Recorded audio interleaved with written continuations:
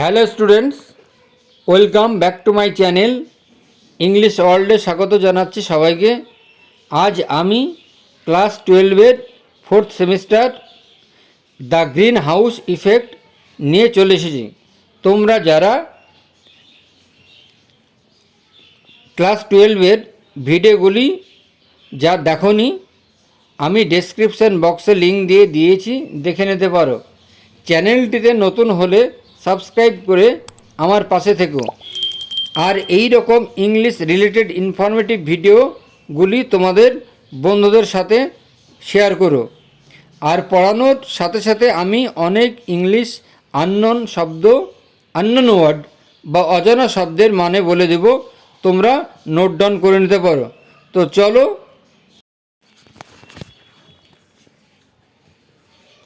Curl Dennis একজন American কবি এবং শিক্ষাবিদ, যিনি 1939 সালে যুক্তরাষ্ট্রের মিসৌরি প্রদেশের সেন্ট লুইস শহরে জন্মগ্রহণ করেন।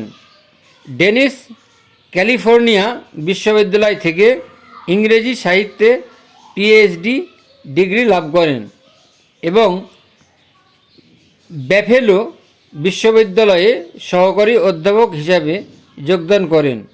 কর্মজীবনের সূচনায় তিনি সমালোচনামূলক লেখার ব্যাপারে আকর্ষিত হন এবং ডব্লিউ.বি. ইয়েটস এবং শেক্সপিয়ারের মতো কবিদের বিষয়ে প্রবন্ধ প্রকাশ করেন। তো কার্ল ডেনিস 12টি কবিতার বই প্রকাশ করেছেন এবং তার কবিতা সংকলন প্র্যাকটিক্যাল গডস পুস্তকটি 2001 সালে পুলিৎজার পুরস্কার লাভ করেন। গ্রিন হাউস ইফেক্ট এর কবিতার উৎস দ্য গ্রিন হাউস এফেক্ট। কবিতাটি 1985 খ্রিস্টাব্দে আমেরিকার পোয়েট্রি পত্রিকার আগস্ট সংখ্যায় প্রকাশিত হয়। তো 1985 সালে বিশ্ব উষ্ণায়নের প্রভাব সম্বন্ধে ভবিষ্যৎবাণী করা পাঠককেই সত্যিই প্রভাবিত করে। এর গ্রিন হাউস এফেক্ট কি সেটা সম্পর্কে বলছি। গ্রিন হাউস এফেক্ট কি? গ্রিন হাউস এফেক্ট একটি প্রাকৃতিক পরিস্থিতির নাম, যেটিতে সূর্যের তাপ, কার্বন ডাইঅক্সাইড, জলীয় বাষ্প, মিথেন প্রভৃতি গ্রিনহাউস গ্যাসের কারণে বায়ুমণ্ডলে আটকা পড়ে যায়।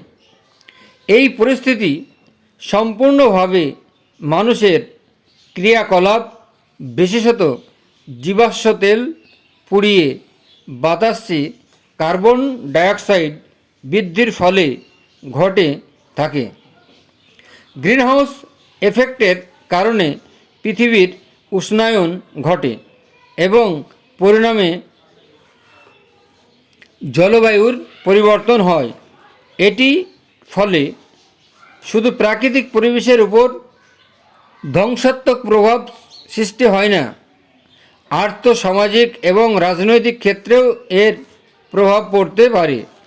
গত 1 শতাব্দী বা তার বেশি সময় ধরে পৃথিবীতে এই উষ্ণায়নের ধারা বিপজ্জনক গতিতে বৃদ্ধি পেয়ে চলেছে। এই আত্মহননের ধারা বদ্ধপরিকর একমাত্র উপায় হল সচেতনতা বৃদ্ধি এবং পরিবেশে ক্রমান্বয়ন গ্রিনহাউস এফেক্টগুলির নিঃসরণ বন্ধ করা। পড়া শুরু করি। এর পড়ানোর সাথে সাথে ওয়ার্ড মিনিং দেওয়া আছে, তোমরা দেখে নিতে পারো। তো চলো শুরু করি। দ্য গ্র্যাজুয়াল, ক্রমশ, ওয়ার্মিং, উষ্ণায়ন, গরম, ট্রেন্ড মানে tendency, will likely go on সম্ভবত চলতে থাকবে, অ্যান্ড দ্য গ্রিন বেল্টস এবং সবুজ, and the grain belts, grain belts কোনো এলাকা বা অঞ্চল যেখানে সাধারণত শস্য উৎপাদন করা হয়। তাহলে দ্য গ্রেন বেল্টস শস্য উৎপাদনের বলাইগুলি। বিগিন শুরু হয়, টু স্লাইড সরে যেতে, ক্লোজার কাছাকাছি, টু দ্য পোলস মেরুর দিকে, পোলস মেরু, যেমন আমরা পড়ি উত্তর মেরু দক্ষিণ মেরু, ওই রকমভাবে poles. The plain state, plain state, plain state America যুক্তরাষ্ট্রের Montana, Colorado, Oklahoma, Texas and other are known as plain states for their vast flat and land formation. তাহলে সমভূমি রাজ্যগুলি উইল বি অ্যাবান্ডন পরিত্যক্ত হবে, অ্যাজ জায়েন্ট ডাস্ট বোলস বৃহৎ দ্বৈতকার ধুলোর বাটি হিসাবে, পাত্র হিসাবে। 1930 সালের দশকে আমেরিকা যুক্তরাষ্ট্র ভয়ঙ্কর খরা এবং ধূলিঝড়ের সম্মুখীন হয়েছিল। এর ফলে এবং যন্ত্রচালিত কৃষি ব্যবস্থার ফলে কিছু অঞ্চলের উপরিতলের মাটি ধুলায় পরিণত হয় এবং ওই এলাকাগুলি ধূলিপাত্র নামে পরিচিত হয়। তাহলে অ্যাজ জায়েন্ট ডাস্ট বোলস এবং বৃহৎ ধূলিপাত্র। Greenland and Antarctica will join new great powers. Greenland এবং Antarctica will join the new great power যোগদান করবে, সংযুক্ত হবে। গ্রেট পাওয়ার্স বিশাল দেশের, বিশাল শক্তিশালী বা বিশাল শক্তিধর দেশের সঙ্গে। এখানে গ্রিনল্যান্ড বলতে বুঝিয়েছে, সেটা গ্রিনল্যান্ড হচ্ছে একটি আর্কটিক বা আটলান্টিক মহাসাগরের মধ্যবর্তী অঞ্চলে অবস্থিত একটি স্বশাসিত দেশ। আর অ্যান্টার্কটিকা দক্ষিণ মেরুর কাছে অবস্থিত একটি মহাদেশ। এটি প্রায় জনহীন এবং সম্পূর্ণভাবে বরফে আবৃত। গ্রেট পাওয়ার্স মহাশক্তিধর বলতে সেই দেশগুলি উল্লেখ করা হয়েছে যারা অর্থনৈতিক, রাজনৈতিক, সামাজিক শক্তির দ্বারা বিশ্বে প্রভাব ফেলতে পারে। তাহলে Greenland and Antarctica will join, Greenland এবং অ্যান্টার্কটিকা উইল জয়েন যোগদান করবে দ্য নিউ গ্রেট পাওয়ার নতুন শক্তিশালী দেশগুলোর সঙ্গে। Even if we play them off against each other, এমনকি আমরা যদি লেলিয়ে দিই একে অপরের বিরুদ্ধে, আমরা একে অপরের বিরুদ্ধে লেলিয়ে দিই, লড়াই চালিয়ে যাই। ফর এড, সাহায্যের, ফর মোর এড, আরও সাহায্যের জন্য। We will still be poorer than we are now. Still be poorer, আমরা দরিদ্রতর হয়ে যাব, গরিব হয়ে যাব, দেন উই আর নাও, আমরা এখন যেরকম আছি, আমরা এখন যেরকম আছি তার থেকেও গরিব হয়ে যাব, সেটাই বলতে চেয়েছে। লাইফ উইল বি ডিফারেন্ট, জীবন হবে ভিন্ন রকম। গুড টেলেবল ল্যান্ড, ভালো চাষযোগ্য জমি, সো ডিয়ার, এতটাই মূল্যবান হবে, এতটাই মূল্যবান হবে, দামি হবে। দ্য সাবার্বস, শহরতলিগুলো। Will give way to fun, দিবে। দ্য সিটিজ, শহরতলিগুলি পরিবর্তিত হবে, replaced. Will give way to farm, ফার্মে পরিবর্তিত হবে, এগ্রিকালচার ল্যান্ডে পরিবর্তিত হবে শহরগুলো। Fill up again fill up again, আবার ভরে উঠবে, আবার ভর্তি হয়ে যাবে। উইথ পিপল টু পোর, এত গরিব লোকেদের দ্বারা। টু ওন কার্স, এমনকি নিজের গাড়িও জোগাড় করতে পারবে না, নিজের গাড়িও কিনতে পারবে না। ওয়াকিং টু ওয়ার্ক, আর হেঁটে হেঁটে কাজে যাবে। অর ক্রাউডিং, অথবা ভিড় করবে। অন ট্রলিজ, অথবা ট্রলিতে করে যাবে। We will move down streets lined with practical nut trees. We will move down streets, আমরা নিচ দিয়ে চলে যাব, ছোট্ট পথ দিয়ে। লাইন, যেগুলো লাইন সারিবদ্ধ থাকবে, উইথ প্র্যাকটিক্যাল নাট ট্রিজ, বাস্তবসম্মত বাদাম গাছে। নট এলমস অ্যান্ড ওকস, এলম গাছও নয়, ওক গাছও নয়। উইথ ভেজিটেবলস, শাকসবজি, ক্রাউডিং, ভিড় করে থাকবে। দ্য ফ্রন্ট লন, লনের সামনের দিকে, সেই উঠোনের সামনের দিকে। The tax base, tax base, tax base, tax base is the total value of all the assets, income, then can be taxed by the government of a country.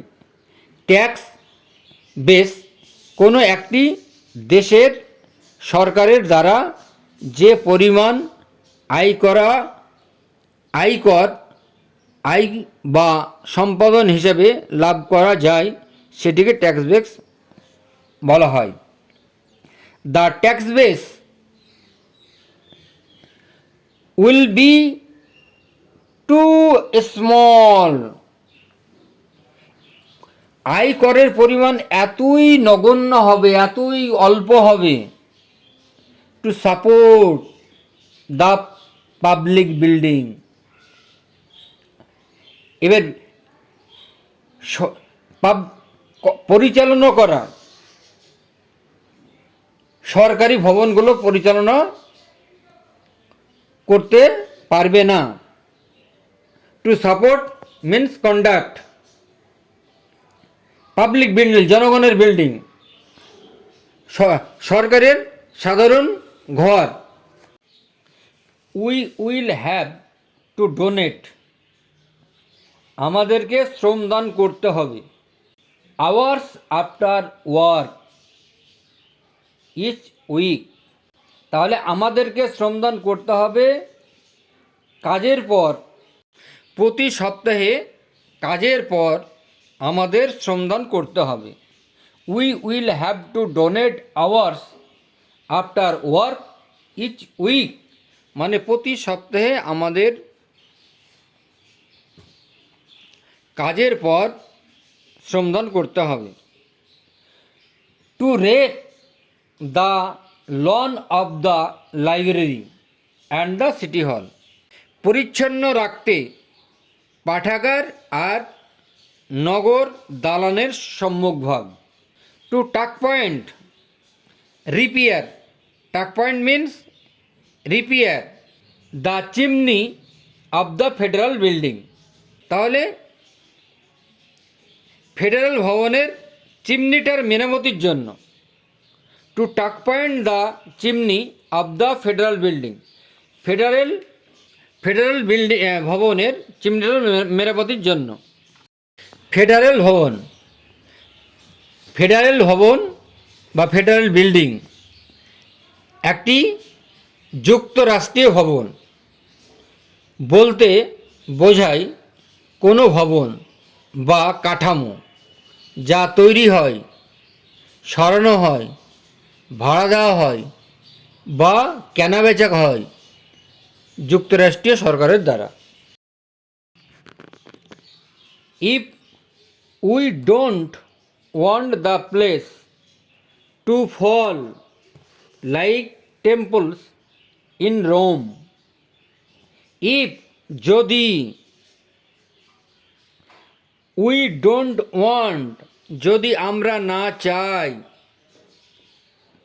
The place to fall like temples in Rome, রোমের মন্দিরগুলির মতো তারা ধ্বংস হয়ে যাক।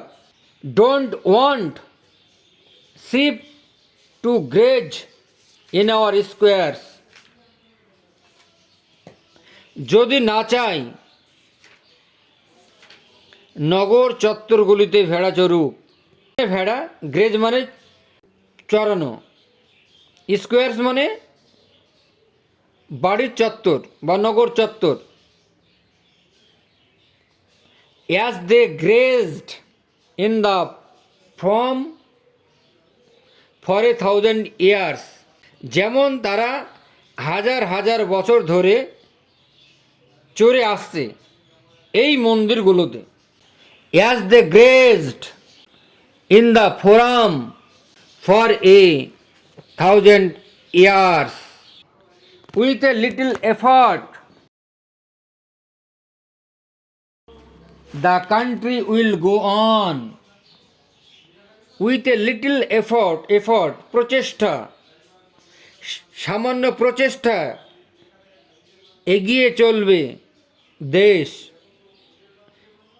Country মানে দেশ, go on চলবে, সামান্য প্রচেষ্টায় এগিয়ে চলবে দেশ। যেমন হাজার হাজার বছর ধরে চলে আসছে রোমের মন্দিরগুলিতে। তাই বলছে অ্যাজ দে গ্রেজড, যে তারা, যেহেতু এখানে দে বলতে ভেড়ার কথা বলা হয়েছে। হোয়াট, তাতে কি এসে যায়। If we have lost our high place, যদি আমরা আমাদের উচ্চস্থান হারাই। টু স্ট্রঙ্গার কার্থেজেস, কি আসে যায় যদি আমরা উচ্চস্থান হারাই শক্তিশালী কার্থেজের কাছে। টু স্ট্রঙ্গার শক্তিশালী, কার্থেজেস হাই প্লেস উচ্চস্থান, লস্ট মানে হারায়, হুজ মানে যার বা যাদের, ফার ফ্লাং সুদূর প্রসারিত, on their endless patrols around the world, তাদের জগৎব্যাপী অন্তহীন, সীমাহীন বা অন্তহীন ভ্রমণকালে। Let them have their little time in the sun. Let them have their little time in the sun. ওদের একটু থাকতে দাও সূর্যলোকে। ওদের একটু থাকতে দাও সূর্যলোকে। We will say to ourselves, আমরা একথাই বলাবলি করব। As we begin to sway, আমরা যখন দুলে দুলে তাল মেলাবো। To strands of our native beach land, আমাদের স্থানীয় তটের সমুদ্র তটের ব্যান্ডের সুরে। Ignoring the hits from the Arctic on the radio, রেডিওতে আর্কটিকের জনপ্রিয় গানগুলিকে উপেক্ষা করে। তো এখানে সে মানে দোল খাওয়া, স্ট্রেন মানে সুর টোন, নেটিভ মানে স্বদেশ, বিচ মানে তট, ব্যান্ড মানে গান, ইগনোরিং মানে ওভারলুক উপেক্ষা করা, রেডিও মানে রেডিও।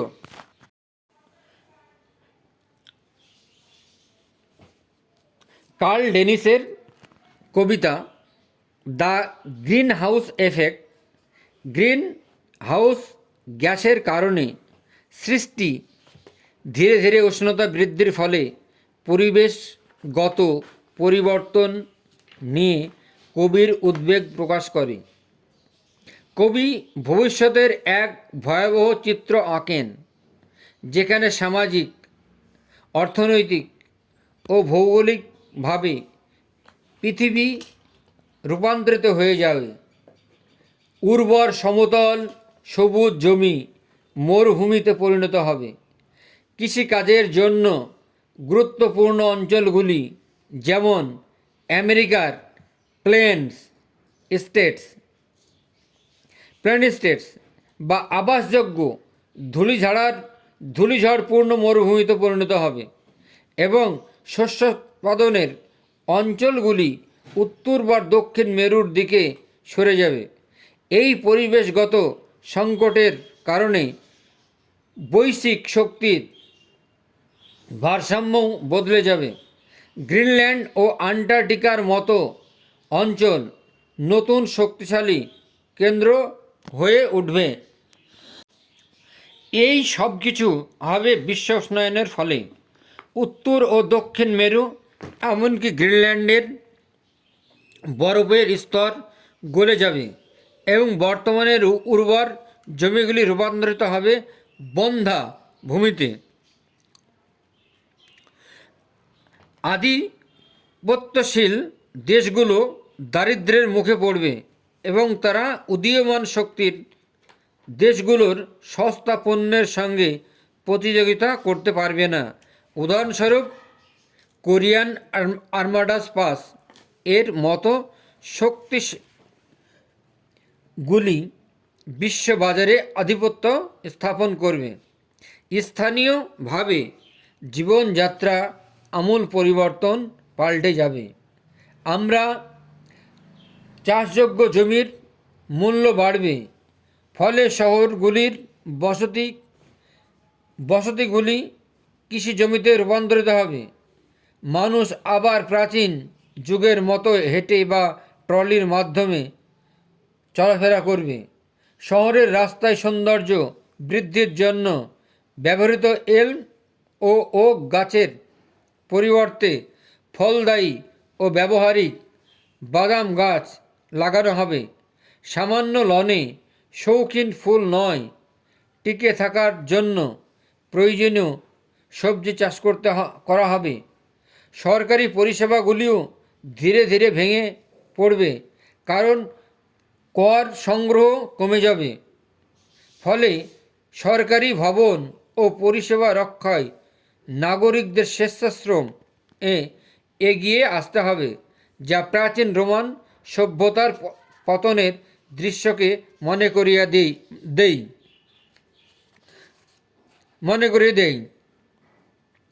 এই ভয়াবহ ভবিষ্যৎ চিত্র আঁকার পরেও কবির কণ্ঠস্বর আশ্চর্যজনকভাবে নির্লিপ্ত ও যেন নির্বিকার। যেন আমরা জানি কি হতে চলেছে, তবু গুরুত্ব দিচ্ছি না, বরং নির্বুদ্ধিতার সঙ্গে নিয়তিকে মেনে নিচ্ছি। এটি একটি অত্যন্ত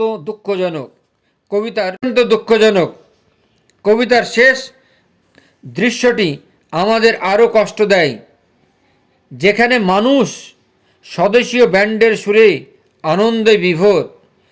বিশ্বজুড়ে শক্তির পালাবদল চলছে, আর আমরা কেবল ঠান্ডা মাথায় শুনে যাচ্ছি আন্টার্কটিক থেকে আসা তীব্র সংকেত রেডিওতে। এই উপসংহার মানব অস্বীকৃতি ও আত্মসন্তুষ্টির এক নির্মম সমালোচনা, যেখানে তাৎক্ষণিক আরামকে আমরা ভয়াবহ ভবিষ্যতের চেয়ে বেশি গুরুত্ব দিচ্ছি। তো আজ আমি এই কবিতাটি পড়িয়ে শেষ করলাম। ততক্ষণ পর্যন্ত এই ভিডিওটি ভালো লাগলে লাইক, কমেন্ট, শেয়ার করে দিও। দেখা হবে অন্য কোনো ভিডিওতে। ভালো থেকো, সুস্থ থেকো।